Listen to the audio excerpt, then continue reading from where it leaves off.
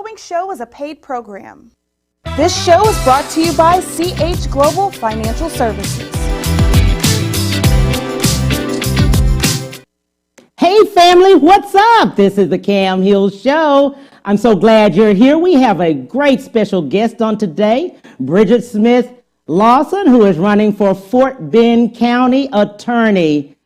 Great friend of mine. I'm telling you, this lady has been running. She's in a runoff also, and we will talk about that. Hey, Bridget, how you doing, lady? Good morning, Cam. How are you doing today? I'm so excited you're here. I'm glad we're here to tell other people about your runoff, and we just want to remind everybody about early voting, June the 29th, and it will go until July the 10th, and the date of the runoff, the actual election day, is Tuesday, July the 14th. My lady, man, I am telling you, you have been doing this for a while. Yes, I have. Oh, my God. It's over a year now that I've been on the campaign trail and running hard, meeting as many people as I can, also balancing working full-time, being a mother, being a wife, but it's been an enjoyable experience and one that I'll never forget. Absolutely. I'm so glad that you came on today. I've known you for a long time, over a year now, as you've been running, and you and your husband and your children. I want to thank your husband, definitely.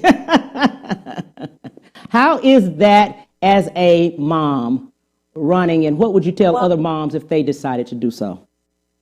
I could tell you, I would tell other moms, it is a challenging experience in terms of the demands on your time. Yes. You're trying to work. Yes. And of course, you know, I'm a lawyer, so I have to still make sure that I manage those responsibilities.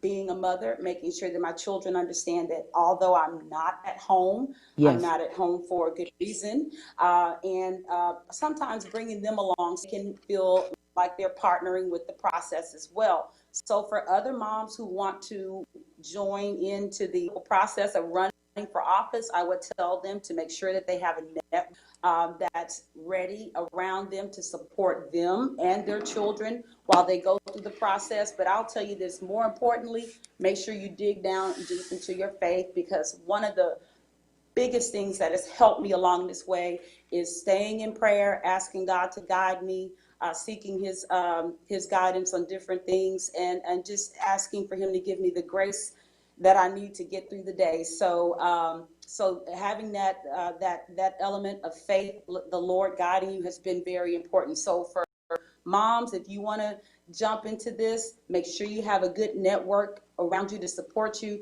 and then also tap into your faith, because it's going to be something that you need to press through the process. I love that what you said, especially about faith and prayer as you're going along the way. Let's go a little bit back in some of the things that you've done to prepare yourself for this run. You work closely with CPS. Let's talk about that. Actually, I work for the Texas Department of Family Protective Services Office of General Counsel. Yes. That is separate from Child Protective Services, but we provide legal support to the Adult Protective Services and Child Protective Services client groups in counties where the district attorneys and county attorneys basically elect not to provide that support, or if there's a conflict of interest. In addition, we're there for just the overall general liability issues that may come in. If we have caseworkers that maybe get into a car accident, if there is an issue regarding memorandums of understanding between different agencies, of course, that is something that that I'm involved with as well. The Office of General Counsel maybe has about 150 attorneys statewide, and we compare that to the bandwidth of over 12,000 employees for the department. So that kind of lets you know that we're a smaller sector, and the vast majority of the CPS representation is being handled by county attorneys and district attorneys across the state. I love that. Why did you decide to run for Fort Bend Attorney at this time? Okay, so every day I'm working with county attorneys and district attorneys, whether it's, for instance, with district attorneys, helping them in terms of whether they need records for criminal prosecution, and then also corresponding with them on public integrity issues. And for the county attorneys, if they're representing the Child Protective Services Division, of course, I don't know of every case that they handle, but there's some cases, if they don't understand particular elements and issues, they Yes. will ask for regional legal to step in to provide specialized litigation support. Yes. So dealing with county attorneys and district attorneys daily, and then also having the overall representation factor of a governmental agency, I knew what it took to be a county attorney based on my years of experience doing so, and also my years of experience managing litigation attorneys who work for the government. So the county attorney is an attorney that represents the county government. It's not an attorney's office that's representing individuals per se. So my skill set in terms of having the experience of representing a governmental agency, and also specifically the county attorney's role in representing state agencies such as CPS and APS, made me a perfect fit, in my opinion, to be able to elect to run for this position. So I thought about it. After several months, of course, I had to get permission to run, so it wasn't like something I could just jump up and do immediately once I started contemplating. But it's something that I don't regret doing, because I know that going into this role, there are a lot of fine details and issues and nuances are in government law that I'm already privy to, already aware of, already have experience with. So that's why I ran for this position, and why I believe that I am equipped and able to serve in this position. Absolutely. What do you think at this point of the Fort Bend County Attorney position? What do you think the office in itself needs? What issues do you see that are there? One of the biggest issues that I see with the changing of the guard, meaning with Mr. Cordes retiring, is that office has been under the same leadership for several years. Whenever there's a change of the corporate head, there's a change in corporate culture. So one of the biggest things I think is going to be making sure that all of the county attorneys in that umbrella or under that office know that I am equipped and able to lead them, number one, and that I want to partner with them. When I say that, the county attorney is not doing this work by themselves. There is a whole division of lawyers and support staff that's there. And no one person can do that work by themselves. But you have to have a leader in place that is capable, able, knowledgeable, and one that other lawyers can trust and know that they can follow. So one of the biggest things I think is going to be making sure that that office knows that their leadership has changed, and that they are in good hands, and that they will be able to be basically led by someone who knows the job and who will respect them as other professionals, and also be able to navigate and know all of the other county agencies under the county umbrella, and that those individuals know that they can rely upon their attorneys to give sound legal guidance and a sound legal product. Absolutely. I love that. Let's expound a little bit on what are the job duties of the Fort Bend County Attorney. You did, speak of several, but we want people to be specific in what is the job description of that position that you're running for. Sure. The Texas Government Code basically establishes every county attorney position in the state of Texas, and it goes county by county. If you look at the code provision regarding Fort Bend, the nature of the job is to represent the county commissioners at Commissioners Court, to represent the county governmental agencies, whether that's road and bridges, whether that's the drainage district, the sheriff's department, the constables. You are the one-stop attorney for all things county government. So, say for instance, there is an issue, we'll bring up civil rights, because we know that that's been going to matter. The county attorney is going to be one to necessarily file for a lawsuit for civil rights. it is more than likely going to be the division that's going to handle a civil rights complaint or a civil rights lawsuit in defense of the county. So if you have an employee that works maybe at the drainage district and they say, well, I've been discriminated against and I'm filing a lawsuit, file that lawsuit against the county attorney's office is the defense attorney for them. Now, my perspective is, if we've done something wrong, we should not put families through unnecessary litigation. As an African American, I can identify with racism and discrimination without even having to go through my own personal stories. Right. Most of us can So the county attorney is going to be representing the county in defense, but more importantly, in doing right by that county employee, which in turn is doing right by the public, because we don't want our county to be operating in a manner that harms the employees or creates a toxic work environment or a toxic culture, because these are public servants and we have to respect that they are there working for us. So the county attorney is there to defend when it's rightfully the opportunity to present a viable defense, but also to call our counterparts out if they're doing something wrong. So if that employee who was discriminated against was harmed and that was an illegal action that was taken against them, then we would try to make sure that we can mitigate, resolve, or even settle the case, because I don't believe in having unnecessary litigation just because you want to fight. Sometimes you have to know when to resolve and when to acknowledge that something has been done wrong. So that's an example of an issue that may come up where the county attorney is being activated to represent the county. I love that. I love the fact that you're explaining that, because each person needs to understand when they're at the voting booth, or if they're, mailing it in, who are they voting for and what are they voting for?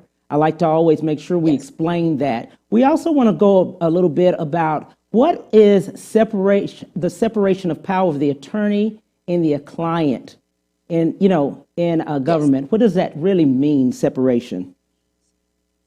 Well, I have to talk about the attorney-client relationship in general. Right. Okay? Because Absolutely. The rules of professional responsibility basically lay out what a lawyer is supposed to do for their client. They're supposed to represent their client zealously. So that means if you are representing someone who's up for a murder trial, you must represent them in all zeal and all fervor to the best of your ability to reach that that defense that person is asking you to advocate for them. Right. So if they're saying they're not guilty, you fight for them to prove that they're not guilty.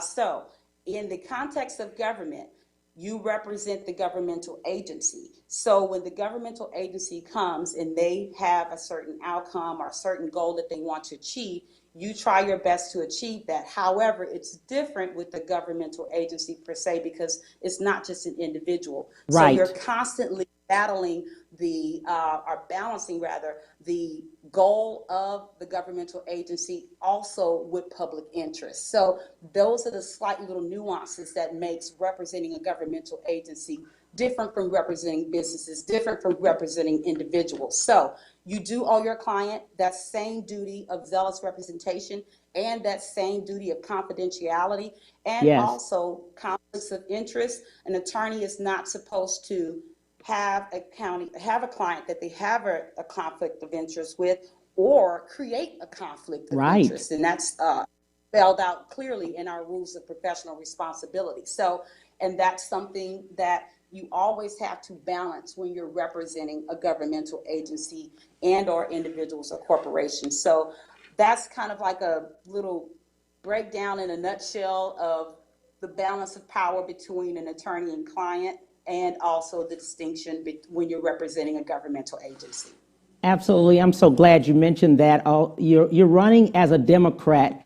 How would you work as an elected official, how would you work with the Republican Party across the aisles, Because you're running as a Democrat and there's Republicans that are there, part of the governmental agency. What would you do to, engage them?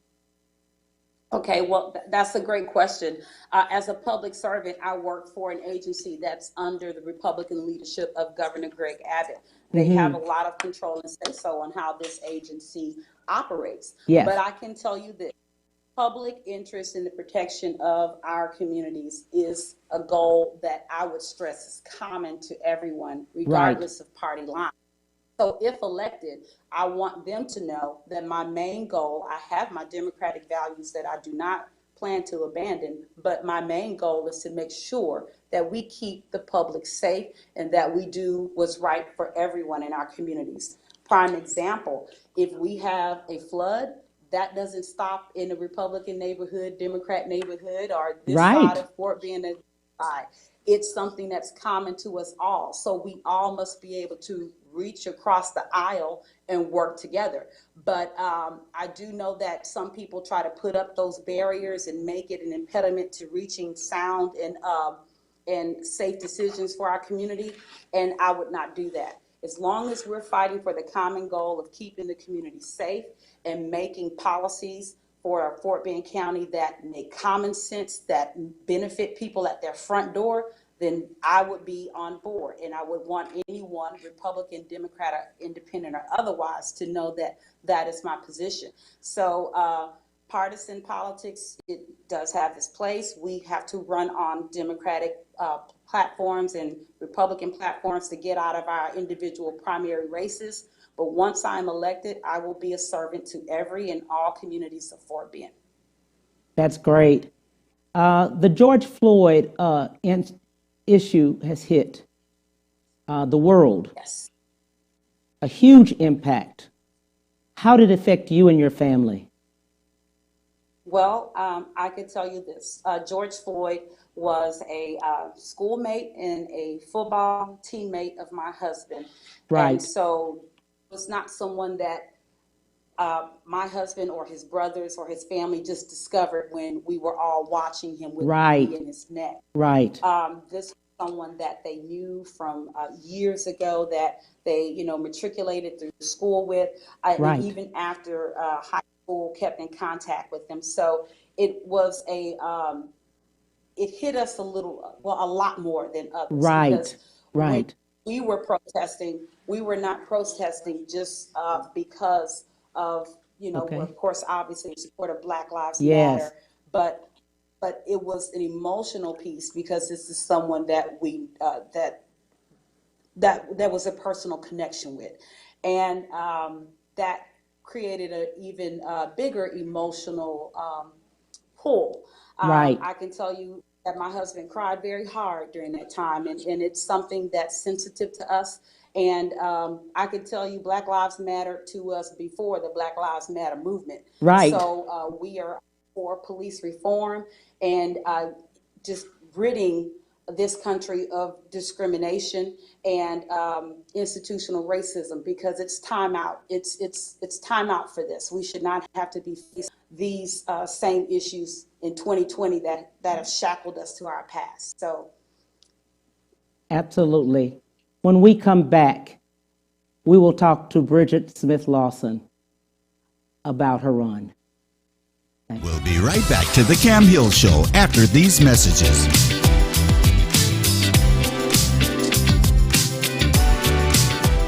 Houston's only Cadillac to your door dealer, Ron Carter Cadillac, delivers test drives to your home or office. For a limited time, get $16,000 off all in-stock Cadillac 2019 XT5 crossovers and $19,000 off all in-stock 2019 CT6 sedans. Or experience the first ever 2020 Cadillac XT6 Premium Luxury Collection, only $519 with $1 down for 39 months lease. Or purchase and receive 0.9% APR for 72 months with no payments until November. RonCarterCadillac.com. When it comes to protecting yourself and your partners, all the information out there can be overwhelming. Visit our website. We are a free and confidential service striving to help you stay informed and stay notified. We are committed to a healthy Houston. Houston's only Cadillac to your door dealer, Ron Carter Cadillac, delivers test drives to your home or office. Drive the new 2020 Cadillac XT4, only $399 a month, or the new 2020 XT5, only $429 a month, both for 39 months lease with just $1 down. Or purchase the XT4 or XT5 and enjoy 0.9% APR for 72 months with no payments until November. RonCarterCadillac.com. Our story begins more than 60 years ago inside an abandoned chicken coop where our founder discovered a retired teacher living. No home, no health care. So she said no to this injustice and yes to transforming lives. It's this drive, this compassion that inspired AARP. Today we empower people to choose how they live as they age. We advocate for health and financial security. We strengthen communities everywhere. We are AARP, creating real possibilities. And now back to the Cam Hill Show.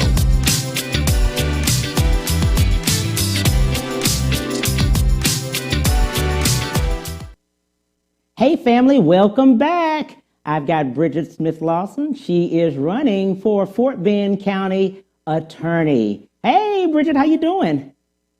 I'm good. How are you, Cam? Doing great, doing great. We were just talking about the George Floyd issue and what happened with him, and then of course how close he was to your husband and their family. And we were just speaking of that, and I'm sorry about that too. The other thing that has come upon us is COVID, and that's a really growing issue in Texas. What have you seen, because you've been out on the campaign trail and also giving out different things from masks to food to everything? Talk to the viewers about what you've seen on your trail. Well, I can tell you that people have needs that need Yes. to be met during this time because COVID-19 has caused financial impacts Yes. for our community because a lot of folk aren't able to work. There are health impacts, obviously, because of COVID-19. You, this way? We all need to be vigilant. We all need to make sure that we wear our masks, we wear our gloves, we use sanitizer, we wash our hands, and do our part to stop the spread. In working in the community at various food drives over the past several weeks, I know that people are happy and so grateful for anything that Yes. people are willing to give them, whether it's a loaf of bread, whether it's a gallon of milk. It's been a blessing to serve. I've worked on so many food distribution lines, and it's been really a great experience in serving.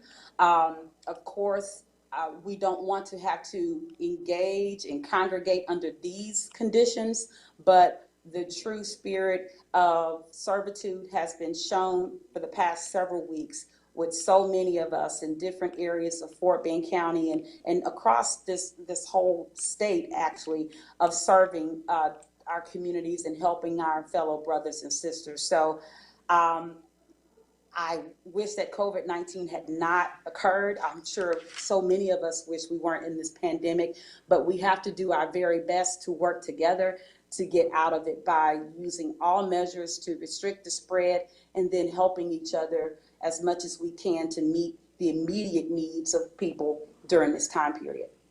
I'm glad you said that, because it's 40 million plus people that have filed for unemployment at this time. And as you've seen people from all walks of life to come to each distribution event that you've had, I'm sure that you've seen that there are much more that needs to be done.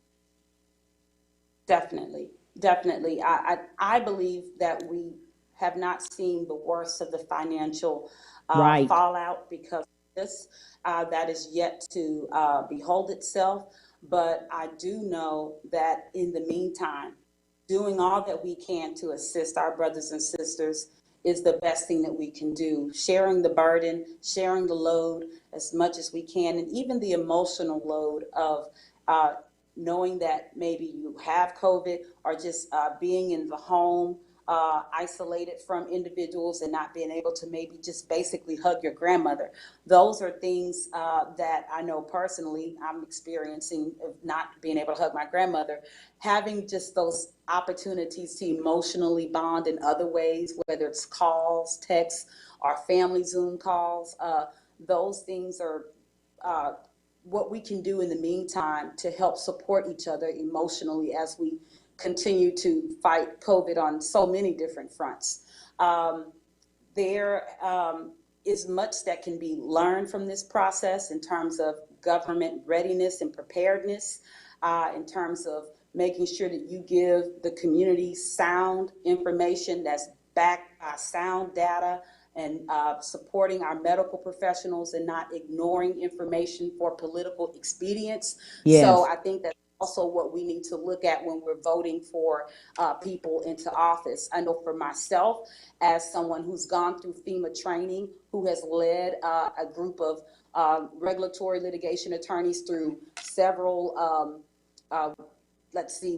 hurricanes, and having to adjust with dealing with managing the workload and managing them being evacuated. You want to make sure that you have people who know how to operate in emergency management. You don't get a test run, you don't get a drill with some things. Right. You have to be able to be equipped and ready to lead at the helm at the drop of a dime, without thinking about it, without panicking, without going through several layers of emotional bouts and fits. You have to have sound leadership. So that's what I know this pandemic has shown us, is that at this time, we need to make sure that our leaders are solid, that they're equipped and ready to serve us in times of crisis, and then also in the good times. So, absolutely. When you win, what would the first thing be that you do? The first thing I would do, obviously, is to meet all of the attorneys and legal support staff in that office in a collective manner, and then also individually, to meet with them to discuss their workloads, to discuss even what they would like the office to look like. Now, ultimately, as the managing attorney, the buck stops with you, but you want to make sure that you get the input of your team so that they can trust you, and so that they can feel like they have buy-in to what you plan to roll out as a platform and goals for that office. In addition, I would want to meet with every department head and as many people in their department ranks to assure them of our presence, our leadership, and also our willingness to serve them as attorneys. Review all of the county policies and know in and out all of the different operations of every division that we're supporting. So, of course, I want to make sure that I roll out my platform and put in my timelines for completion, and then also have those check-ins to make sure that we are meeting the goals at the right pace and at the right time. But the most important element is making sure that the relationships are intact, and that the attorneys that I will be supervising are intact and in line with the platform that we want to roll out. If you have people that are in the office that maybe are not willing to move a different direction, or want to challenge anything, listen to them and get their side of the story. Right. Because in these roles, you can't be, you have to incorporate the opinions and the thoughts, and also the input of your team. But again, knowing when you have to make the final decision. So it would be building those relationships. I don't want to have a dictatorship in that office, but I will provide sound leadership. Yes, that's great. The issues, you spoke about issues that are within the office at this point. What changes would you do as you are elected? What would you do? One of the main things I want to do is a modernization of the office, in terms of not just computers and internet modems, but how we capture county inquiries, how we capture any type of information or requests for official opinions, and also tracking the same. An example of an idea of what I have is to create a centralized electronic depository of all requests on a standardized form, and then also making sure that we have a strict way of basically assigning that work out, and also check-ins in time periods for them to respond and have their opinions back to the county offices that they're supporting. That's not to substitute picking up the phone and calling the county attorney with just a question, but that is to provide a verifiable way to track the requests and to document the advice that was given. So modernization is one of the first things that I want to do to make sure that the office is equipped and able to meet the demands of 2020 and beyond. I know our county has, I believe, 760,000 people right now, Yes. and it's approaching 1 million here soon. Yes. We have to make that the legal boutique that supports county government, i.e. the county attorney's office, is equipped to handle the demands of the growing constituency in Fort Bend. That also means that we have to look beyond ourselves and look at other models across the state. Some of the biggest county offices in the state that I know of is Harris County Attorney's Office, which I deal with regularly.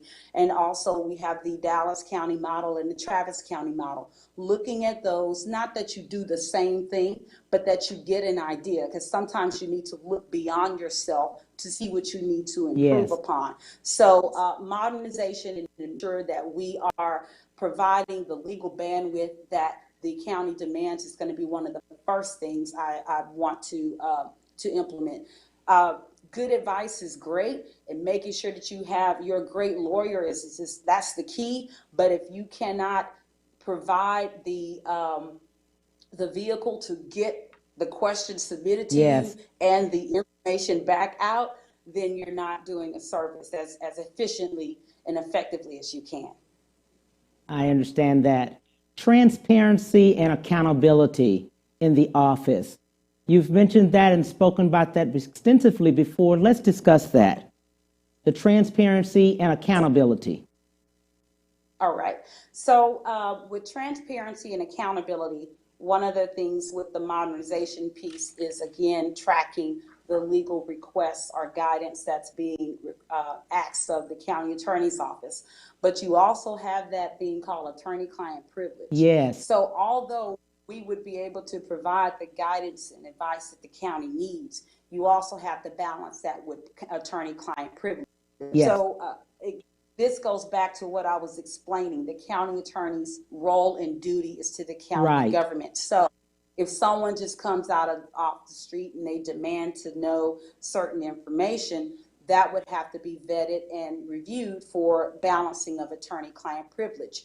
You want to make sure that the guidance that you give basically meets the need of the governmental agency, but behind every governmental agency is a community, is a family, and you want to make sure that those needs are also being balanced. Right. So transparency, yes, we want to be able to be transparent. We want to be able to hold people accountable. I know that the Public Integrity Office is there, and in part we want to that when people are not doing their job, and maybe it's violating the law, violating any policies and procedures, that you hold those county employees and officials responsible for that.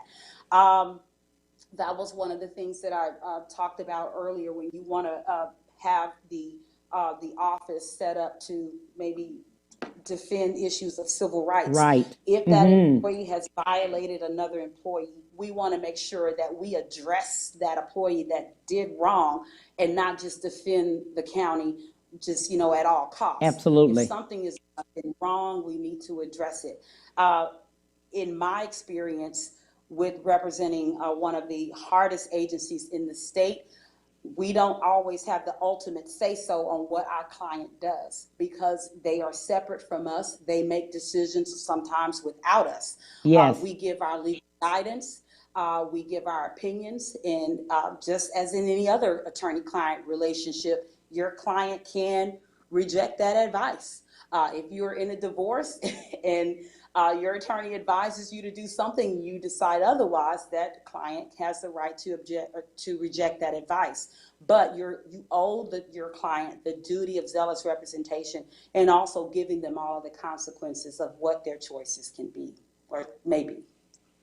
That is great, great, great. I love it. You had mentioned something. You had mentioned about grandmother. Let's talk about your grandmother and how she has affected you along the way. Yes, my grandmother is an awesome lady. She is 96 years old. Yes. She's still with us, kicking and strong. But my grandmother raised us with a 6th grade education. So by the time I got to 7th grade, I already had more education than her. But one thing she did, she instilled in us hard work. She instilled in us the spirit of perseverance, no matter what. And she made sure that we understood that education was the key to get us out of our, out of our economic situation. When I say economic situation, we was poor. So I don't want to fix it up in any kind of way. So she made sure. I remember her reading her Bible for the scripture, yes, for the Word of God, but also for even like math problems she would come up with. And this is someone, she was born in 1924. So she oh saw my the, God, yes. I remember when President Obama was elected, she was so happy. And I remember it on her piano at the house, she had a picture of President Obama with the family right there next to us. So that's just how she valued and saw that moment as precious. But one thing she has taught me, and one thing I do know, even with the 6th grade education, she was still one of the smartest persons that I've ever met. And know this, you don't have to have a lot of paper on the wall, a lot of trees, and all of the bells and whistles to be an intelligent person, emotionally, socially, or otherwise. So she has taught us that by way of just her living. So I respect her for it. And, I can't also talk about my grandmother without talking about my mother. My mother struggled as a single mom. And she never did finish college. She just has a high school diploma. But I have a sister that's finishing law school. I have a brother who's on an MBA, and my other sister who has a master's. So something about that hard work and that push and that perseverance, those things, once it's instilled in you as a child, will take you a long way. So I can't look at any successes in my life without thinking about my family and what they did and poured out in me so that we all could get where we are.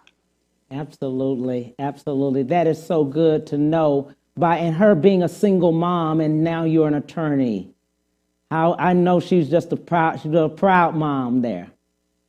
Yes, she always encouraged us to do better and to be better than her. And sometimes it would hurt my feelings because I thought she was putting her own self down.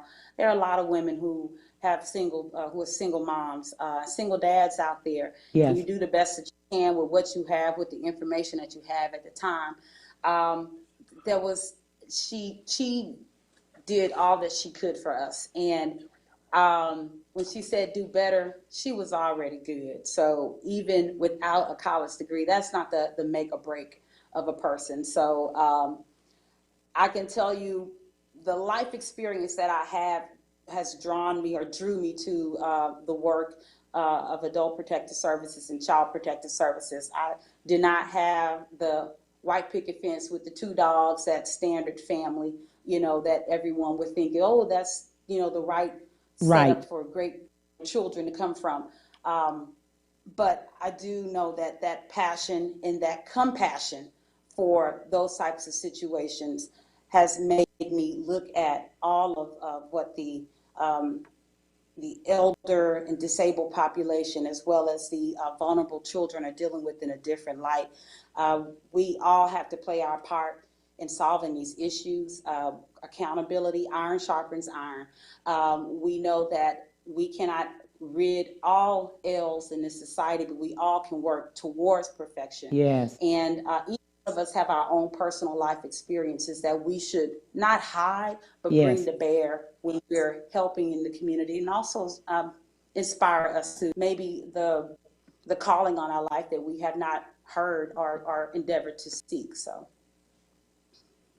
when we come back, we'll talk more to Bridgette Smith-Lawson. We'll be right back to the Cam Hill Show after these messages.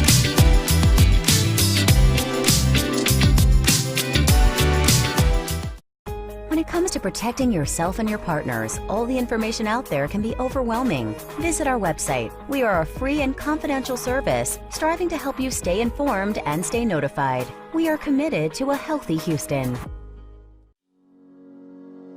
Houston's only Cadillac to your door dealer, Ron Carter Cadillac, delivers test drives to your home or office. Drive the new 2020 Cadillac XT4, only $399 a month, or the new 2020 XT5, only $429 a month, both for 39 months lease with just $1 down. Or purchase the XT4 or XT5 and enjoy 0.9% APR for 72 months with no payments until November. RonCarterCadillac.com.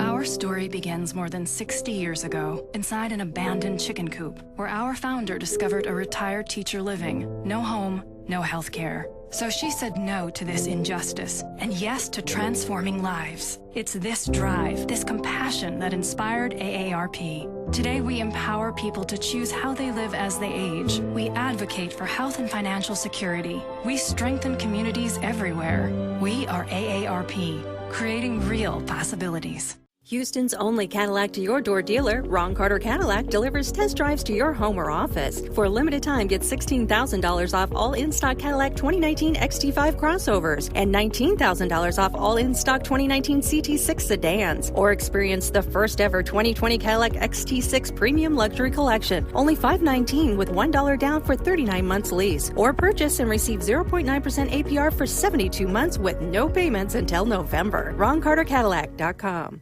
And now back to the Cam Hill Show.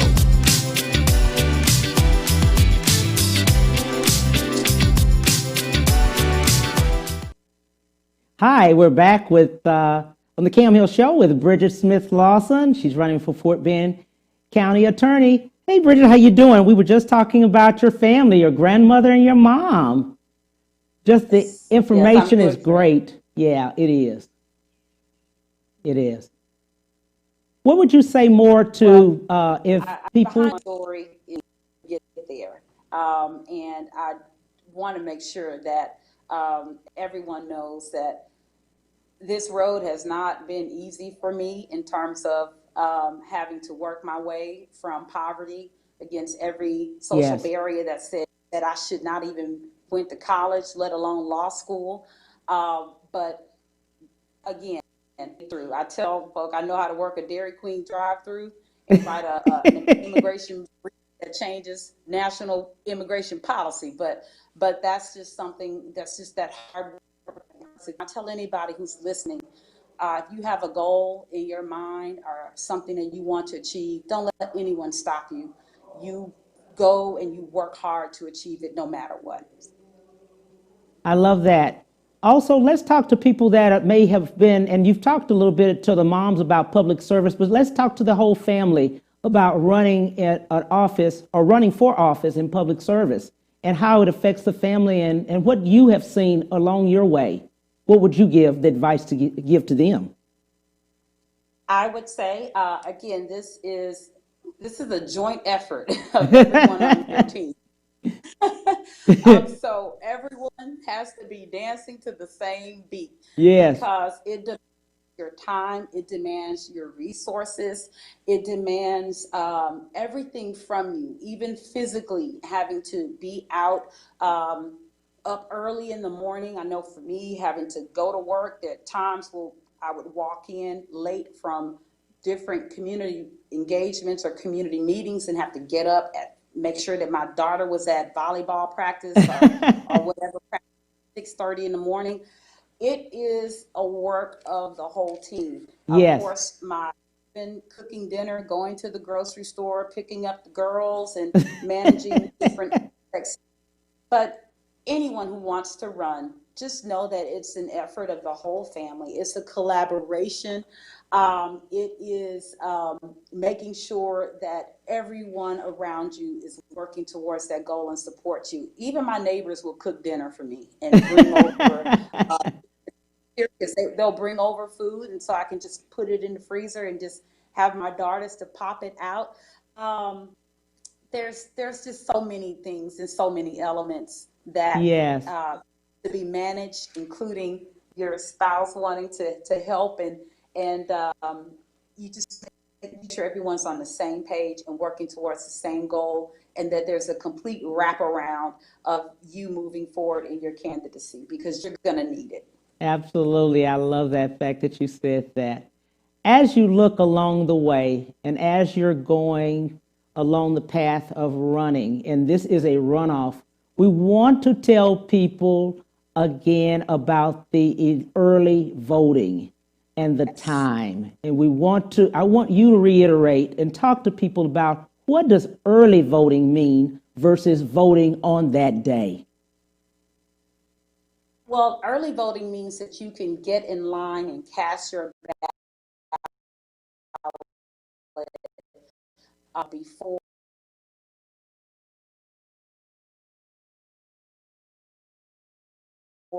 crowds. And like is that you exercise your opportunity during early, so that you were more than likely not be in the long line or be in a crowded situation. Right. Early voting begins this Monday, June 29th through Friday, July 10th.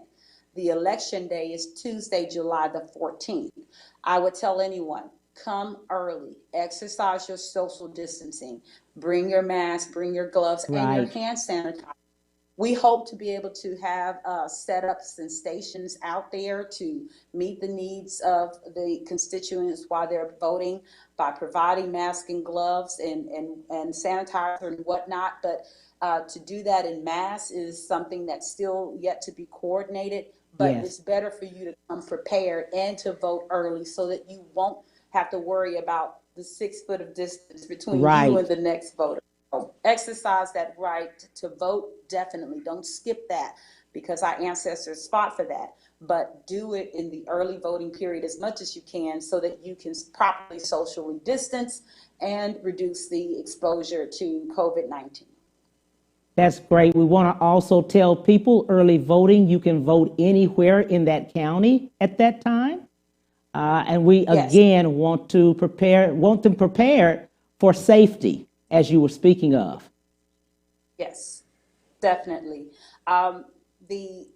The COVID-19 has pushed back the runoff date already. We were supposed to already had our runoffs in May, and that was pushed back by executive order of the governor. But here we are on the eve of early voting.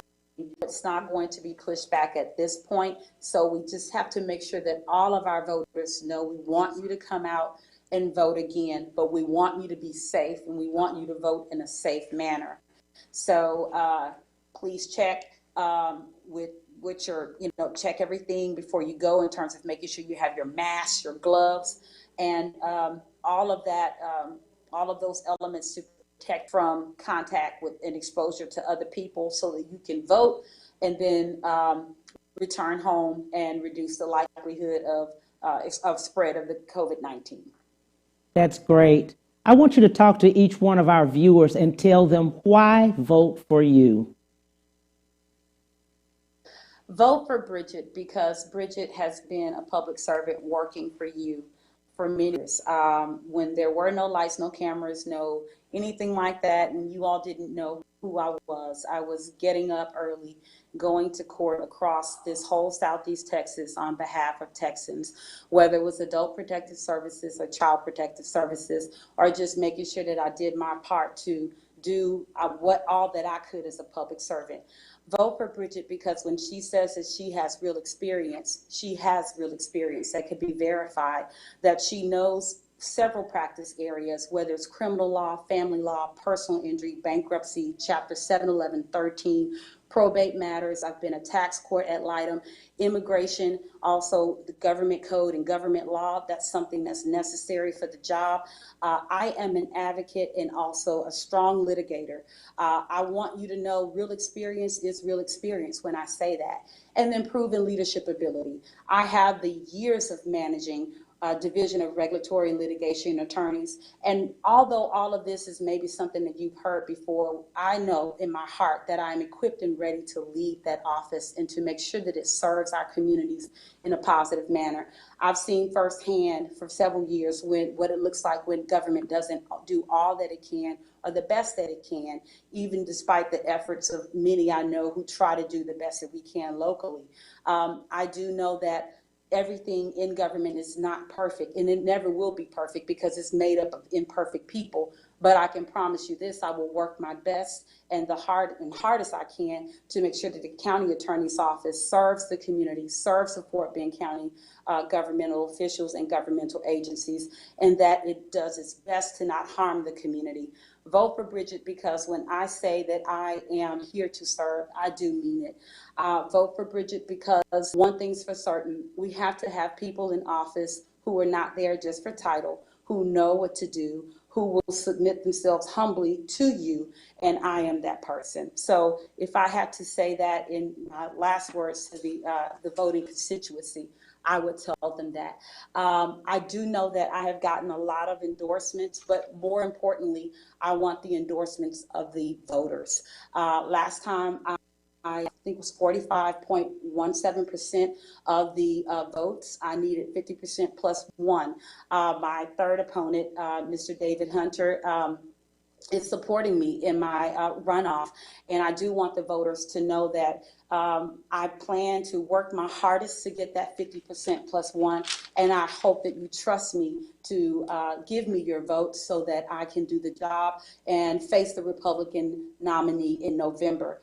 And I do know that my skill set and my experience and my background is one that is a formidable opponent for the Republican opponent in November. And I want to be able to serve our community. So I'm the best choice for our community. And that's my opinion. I know that I have an opponent who will maybe say otherwise, but that is my position. That is what I want the voters to know at this point. That's great. Also, Bridget, let's remind people very exclusive, a little bit, just about where you came from, how you started, just a little bit. And what I mean, coming from Thurgood Marshall, you were summa cum laude? Yeah, and we no, I want was cum laude. we want to let you're smart. Yeah. So I went to Ball High School. Shout out Yes. to Ball High, Allison Torres. I finished in '95. Went to U of H main Yes. campus for. I literally took my last class for U of H undergrad. It was a Friday in August, and I went to orientation for law school that Monday. Yes. I graduated the class in from Thurgood Marshall School of Law. Passed Yes. the bar the first. I am licensed in federal court, and I'm also licensed to practice in the immigration courts, which is Yes. called the Executive Office of Immigration Review. And so, of course, I've had a private practice. I've done mass tort pharmaceutical litigation for some of the biggest firms in town, including O'Quinn, Lamanick, and Pirtle when Mr. O'Quinn was alive. Everything from from diet drugs to Right. selective serotonin reuptake inhibitors, SSRIs, which is pretty much Seroquel, those types of drugs. And I've done hundreds of depositions. I count how many hearings and trials and whatnot that I've been through over the years. I've been Yes. licensed for 17 years, and I've practiced nonstop since that time, with the exception of 2 9-week periods when I was out on maternity leave. So I've been working hard as a lawyer. I enjoy being a lawyer, and it's been a great experience. So at this point in my career, like as you all know, running for office, I'm looking for a change in terms of the direction of the client group that I have. And again, just wanting to make sure that I use my legal expertise to serve our community better and in a more concentrated form, because I have been responsible for several counties for several years, including Fort Bend. And this will allow me an opportunity to narrow my scope and my practice to one county, which is the county where I live with my family, and that's Fort Bend. Wow, that sounds great, lady. We did a little bit of last words, but let's just compound it right now. You're looking at the viewer, you're talking to them now, they're getting ready to go vote. Talk to them. Yes. And tell them. Again, I ask humbly for your vote. I ask for you to look at my background, my experience, and to cast your vote for someone who is equipped and ready to lead and serve the county in its entirety, who has the experience, who's been working for you as a public servant for years, who is capable, equipped, and also, more importantly, able to meet and match the Republican nominee, because we want to make sure that we understand that the primary is just part of the process. We have to win the seat in November, and I know that my background and experience is, again, formidable against the Republican opponent. Real experience, dedication to public service, and proven leadership ability has been my slogan since I announced back in last May. I don't plan to change it, because I know that that is the recipe to make this a successful candidacy in terms of presenting myself, because that is the truth, but also it's the success that I hope that the county attorney's office would offer our community. We, as the main goals in our office as the county attorney, we would be providing the constituency real experience. We will be dedicated to them as a public servant, and we will provide proven leadership in our legal expertise to our county governmental agencies that we support. So more importantly, vote no matter what, because that's your right. We must exercise our right to vote, whether you vote for me or not. Please go out and vote. But I kindly and humbly ask for your votes. Bridgette Smith-Lawson for Fort Bend County Attorney. That's great. How do people get in touch with you and your campaign team? Sure. My website is votebridgettesmithlawson.com. My email is votebridgettesmithlawson@gmail.com. And my phone number, 832-278-2112. I do want to thank everyone who's already voted for me. I want to thank all of the organizations that have endorsed me already. I truly appreciate every vote, every prayer. My donors who gave me $5 and my donors who gave me $500. I thank every last one of them for everything that they've done. So I don't want to leave this interview without expressing gratitude, because truly this is not a journey that you make alone. So I thank everyone who has prayed for me and supported me all along this way. And I'm going to just trust God for whatever outcome that He allows, and just going to be grateful for the experience. This has been wonderful. Thank you, Cam. Thank you, thank you, thank you. Thank you, Bridget. This has been excellent.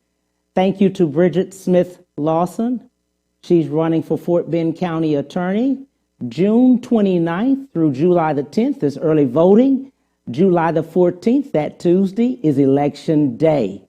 On tomorrow, I am so excited. We will have the legendary Rue Davis and James Robinson. They will be here. Thank you for tuning in to the Cam Hill Show on A-Star TV. Bye.